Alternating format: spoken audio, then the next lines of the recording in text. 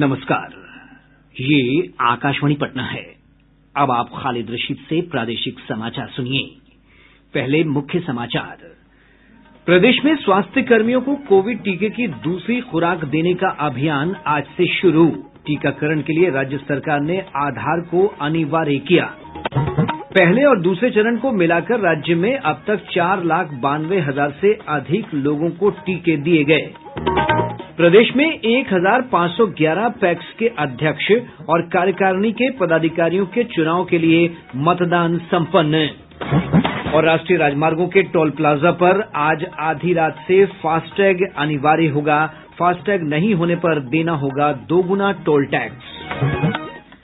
Bulletin की शुरुआत इस संकल्प के साथ। कोविड-19 महामारी के खिलाफ देश एकजुट होकर लड़ रहा है। आप भी हमारे साथ सुरक्षा और बचाव के 3 आसान एहतियाती उपायों का संकल्प लें। कोविड-19 से बचाव और सुरक्षित रहने के 3 उपाय। मास्क लगाएं, 2 गज दूरी है जरूरी, सुरक्षित दूरी रखें, हाथ और मुंह साफ रखें।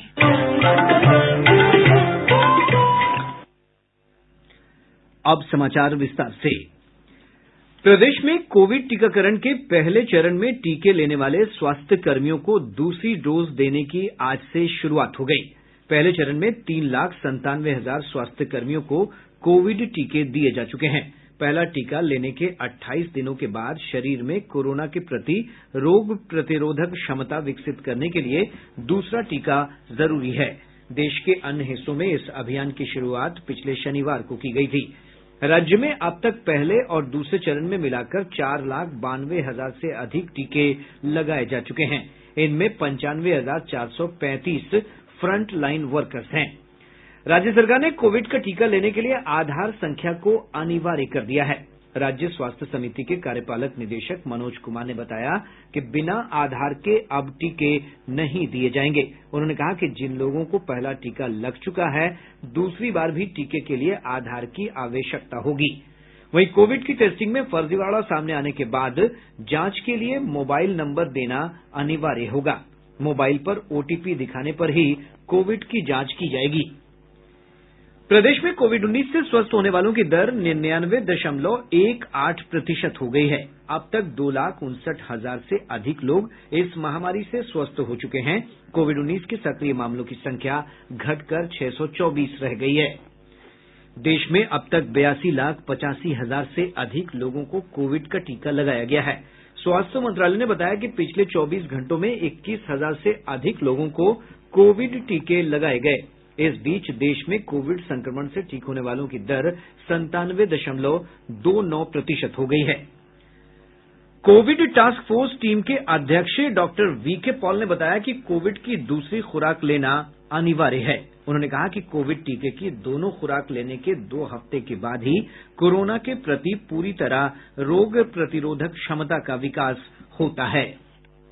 दूसरी डोज लगने से वैक्सीनेशन का प्रोग्राम कंप्लीट हो जाता है और अब उसके बाद सेकंड इंजेक्शन के बाद में फिर इम्यूनिटी को और एक बूस्ट मिलता है। पहली डोज से इम्यूनिटी बननी शुरू होती है और दूसरी डोज से उसके ऊपर पूरा एक बूस्ट मिल जाता है और एंटीबॉडी जो रिस्पॉन्स है या बाकी टी सेल की जो रिस्पॉन्सेज हैं वो एक ही अलग डायमेंशन पे अलग ऑर्बिट में बहुत ऊंची तरफ जितनी मैक्सिमम उनकी एफिकेसी होनी चाहिए उस तरफ पूरा फायदा बॉडी के तौर पे मिल जाता है। इसको लगभग 2 हफ्ते लग जाते हैं। सेकेंड डोज के बाद जो बूस्टर इफेक्ट होता है इम्यूनिटी में कम से कम 2 हफ्ते लग जाते हैं।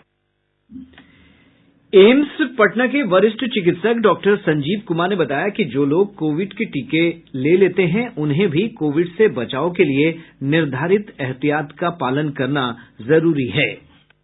लोगों को ये खुशफहमी हो जाती है कभी कि वैक्सीन लगवा लिया तो कोविड के लिए जो एहतियात बरतने होते हैं कोविड के प्रसार को रोकने के लिए उसे अपनाना छोड़ देते हैं। ये बिल्कुल गलत है। कोविड एप्रोप्रिएट बिहेवियर ये वैक्सीन लगने के बाद भी रखना जरूरी है। क्यों? क्योंकि वैक्सीन लगने से जो एंटीबॉडी बनती है उससे जिस व्यक्ति को वैक्सीन लगा वो कोरोना के दुष्प्रभावों से सुरक्षित है, लेकिन कोरोना वायरस उसके शरीर में उसके रेस्पिरेटरी सिस्टम में कोई जाने से तो नहीं रोक सकता है ये वैक्सीन। तो वो कोरोना वायरस उसके शरीर में जा सकता है, इससे वो दूसरों को संक्रमित कर सकता है। अपने लिए नहीं, लेकिन दूसरों को संक्रमित होने से बचाने के लिए, कोरोना के प्रसार को रोकने के लिए ये जो एहतियात बरतनी है, जैसे कि मास्क, समुचित तरीके से मास्क लगाना, 2 गज की दूरी मेंटेन करना और समय समय पर हाथ को धोना और सैनिटाइजर का उपयोग करना। पटना एम्स में ओपीडी की सुविधाएं आज से शुरू हो गई हैं। एम्स आने वाले सभी मरीजों का पूर्व की तरह निबंधन होगा और उन्हें डॉक्टर देखेंगे। पंजीकरण सुबह 8:30 बजे से शुरू होगा, जबकि ओपीडी में सुबह 9 बजे से शाम 5 बजे तक चिकित्सक रहेंगे। एम्स के अधीक्षक डॉक्टर सीएम सिंह ने बताया कि पैथोलॉजी और अन्य जांच की सुविधाएं भी पूर्व की तरह आज से शुरू हो गई हैं। गौरतलब है कि कोविड अस्पताल घोषित होने के बाद एम्स में सामान्य मरीजों का इलाज नहीं हो रहा था। बाद में सीमित ओपीडी की सेवा शुरू की गई थी। राज्य के 1511 प्राथमिक कृषि साख समिति पैक्स के अध्यक्ष और कार्यकारिणी के पदाधिकारियों के चुनाव के लिए मतदान छिटपुट घटनाओं के बीच शांतिपूर्वक संपन्न हो गया। मतदाताओं में पैक्स प्रतिनिधियों को चुनने के लिए विशेष उत्साह देखा गया। नक्सल प्रभावित क्षेत्रों को छोड़कर सामान्य क्षेत्रों में सुबह 6:30 बजे से शाम 4:30 बजे तक वोट डाले गये। वहीं नक्सल प्रभावित क्षेत्रों में दोपहर 3 बजे तक ही वोटिंग कराई गई। मतदान की समाप्ति के तुरंत बाद वोटों की गिनती शुरू हो गई है। देर रात तक नतीजे भी आने लगेंगे। वहीं राज्य के कुछ अन्य पैक्स समितियों के लिए 18 फरवरी को मतगणना होगी। पटना जिले के दानापुर तियारा क्षेत्र अंतर्गत हेतनपुर गांव में पैक्स चुनाव के दौरान 2 प्रत्याशियों के समर्थकों के बीच भिड़ंत हो गई। बूथ संख्या 5 पर बोगस वोटिंग को लेकर हिंसक झड़प में कई लोग घायल हो गये।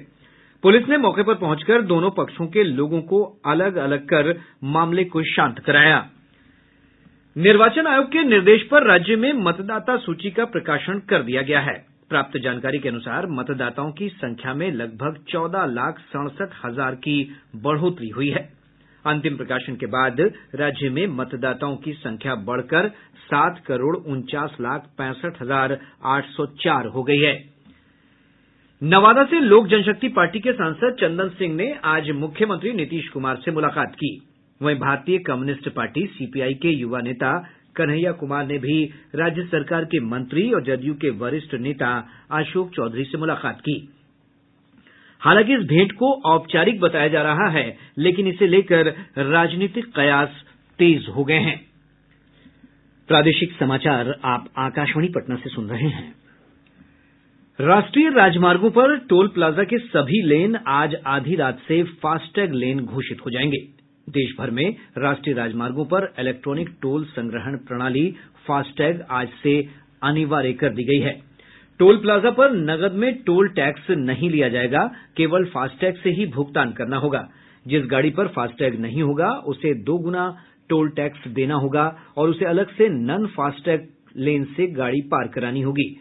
सड़क परिवहन और राजमार्ग मंत्रालय ने कहा है कि शुल्क का भुगतान डिजिटल मोड में करने को बढ़ावा देने, प्रतीक्षा समय और ईंधन खर्च कम करने तथा शुल्क प्लाजा के जरिए निर्बाध यात्रा उपलब्ध कराने के लिए यह कदम उठाया गया है।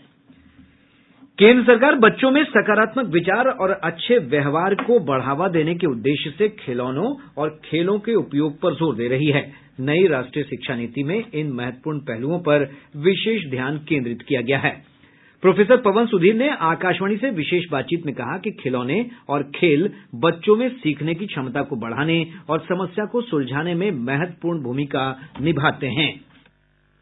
नई शिक्षा नीति 2020 में खेलों के माध्यम से सीखने को, कला माध्यमों से सीखने को बहुत ही महत्व दिया गया है, क्योंकि खेल और कलाएं सीखने के लिए न केवल एक असरदार माध्यम सिद्ध होंगी, बल्कि बहुत ही आनंददायी भी होंगी, जिससे बच्चों के मन का, हमारे स्कूल के पूरे पर्यावरण का एक अलग ही रूप देखने को मिलेगा। प्रोफेसर पवन सुधीर ने कहा कि शिक्षा की गुणवत्ता को बनाए रखने में खेल के तरीके और कला आधारित शिक्षा को बढ़ावा देने की आवश्यकता है। एनसीईआरटी ने इस प्रक्रिया में एक समूह का जोड़ किया है, गठन किया है, ताकि हम लोग एक विधिवत तरीके से खेलों को किस तरह से शिक्षा शास्त्र का हिस्सा बनाएं, इसे डिजाइन कर सकें। मौसम विभाग ने 2 दिनों बाद राज्य में कुछ स्थानों पर हल्की बारिश और बादल छाये रहने की संभावना जताई है। मौसम वैज्ञानिक आशुतोष कुमार ने बताया कि नमी युक्त हवा चलने से दक्षिण बिहार के कुछ हिस्सों में बारिश की संभावना बन रही है कि प्रदेश में अगले 24 घंटों तक शुष्क उत्तर पश्चिम हवाओं का प्रवाह बना रहेगा, जिसके कारण मौसम में कोई विशेष परिवर्तन नहीं होगा। उसके उपरांत प्रदेश में नमी युक्त पूर्वी हवाओं का आगमन होने की संभावना है, जिसके प्रभाव से अगले 24 से 48 घंटों में प्रदेश में खासकर दक्षिण बिहार में आंशिक बादलों का प्रभाव एवं 1-2 स्थानों पर गरज के साथ हल्की बूंदाबांदी का भी पूर्वानुमान है। पर्यटन मंत्री नारायण प्रसाद ने आज कहा कि पश्चिम चंपारण जिले के उदयपुर जंगल, अमवा मंझील, सरैया मंझील और वाल्मीकि नगर टाइगर रिजर्व के अंतर्गत आने वाले क्षेत्रों का पर्यटन के दृष्टिकोण से विकास किया जाएगा। उन्होंने बेतिया में संवाददाताओं से बातचीत में कहा कि जल्द ही आजादी के आंदोलन में शहीद 9 छात्रों की स्मृति में शहीद पार्क का निर्माण किया जाएगा। शायरी की दुनिया के बेताज बादशाह मिर्जा गालिब की आज 152वीं पुण्यतिथि है। 1869 में आज ही के दिन दिल्ली में उनका निधन हुआ था। एक श्रद्धांजलि है और भी दुनिया में सुखनवर बहुत अच्छे, कहते हैं कि गालिब का है अंदाज़े बयां और ये अंदाज़े बयां है दबीरुल मुल्क नजमुद्दौला उर्दू और पारसी के मशहूर शायर असदुल्ला बेग खां का, जिनका तखल्लुस गालिब है और जिन्हें हम सब मिर्जा गालिब के नाम से जानते हैं। आज गालिब की पुण्यतिथि है। आगरा में पैदा हुए और दिल्ली में अपनी जिंदगी गुजारने वाले गालिब आखिरी मुगल बादशाह बहादुर शाह जफर के दरबार में शाही शायर की हैसियत रखते थे। गालिब की शायरी ऐसी थी जो हर दौर की शायरी रही है और उनके निधन के लगभग 150 साल गुजर जाने के बावजूद आज भी उतनी ही प्रासंगिक है। उनकी शायरी का कमाल ये है कि उनके शब्दों के कई मायने निकलते हैं। एक तरफ वो शायरी की दुनिया के शहंशाह हैं, तो दूसरी तरफ गालिब के खुतूत की दूसरी मिसाल ढूंढे नहीं मिलती। उनकी लिखी गजलों को भारत और उपमहाद्वीप के जगजीत सिंह से लेकर राहत फतेह अली खान तक और सुरैया से लेकर लता मंगेशकर तक न जाने कितने ही गायक गायिकाओं ने गाकर ख्याति प्राप्त की है। ख्वाहिशें ऐसी कि हर ख्वाहिश के दम निकले, बहुत निकले।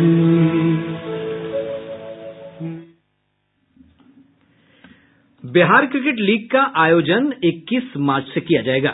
बिहार क्रिकेट एसोसिएशन के अध्यक्ष राकेश कुमार तिवारी ने बताया कि 27 मार्च तक चलने वाले इस क्रिकेट लीग में 5 टीमें शामिल होंगी। ये टीमें हैं Patna Pilots, Ara Avengers, Bhagalpur Bulls, Darbhanga Diamonds और गया ग्लैडिएटर्स। बेतिया जिला परिषद के पूर्व सदस्य दया वर्मा की हत्या के मामले में पुलिस ने जदयू विधायक धीरेन्द्र प्रताप सिंह उर्फ रिंकू सिंह और एक स्थानीय ठेकेदार शमशुल के खिलाफ प्राथमिकी दर्ज कराई है। मृतक के परिजनों के बयान पर एफआईआर दर्ज कराई गई है। गौरतलब है कि कल वार्ड पार्षद की नौरंगिया के सिरसिया चौक पर गोली मारकर हत्या कर दी गई थी। औरंगाबाद सदर अस्पताल में आज से डायलिसिस की सुविधा शुरू हो गई है। किडनी और अन्य गंभीर रोगों से ग्रसित मरीजों को इससे काफी सुविधा होगी। मगध क्षेत्र में ये पहला सदर अस्पताल है जहां डायलिसिस की सुविधा उपलब्ध कराई गई है।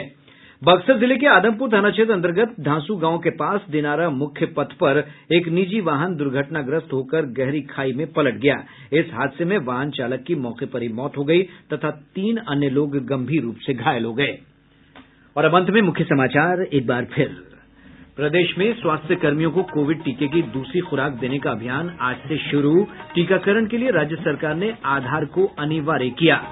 पहले और दूसरे चरण को मिलाकर राज्य में अब तक 4,92,000 से अधिक लोगों को टीके दिए गए। प्रदेश में 1,511 पैक्स के अध्यक्ष और कार्यकारिणी के पदाधिकारियों के चुनाव के लिए मतदान सम्पन्न। और राष्ट्रीय राजमार्गों के टोल प्लाजा पर आज आधी रात से फास्टैग अनिवार्य होगा। फास्टैग नहीं होने पर देना होगा 2 गुना टोल टैक्स। इसके साथ ही आकाशवाणी पटना से प्रसारित प्रादेशिक समाचार का ये अंक समाप्त हुआ। कोविड-19 से बचाव और सुरक्षित रहने के 3 उपाय। मास्क लगाएं, 2 गज दूरी है जरूरी, सुरक्षित दूरी रखें, हाथ और मुंह साफ रखें।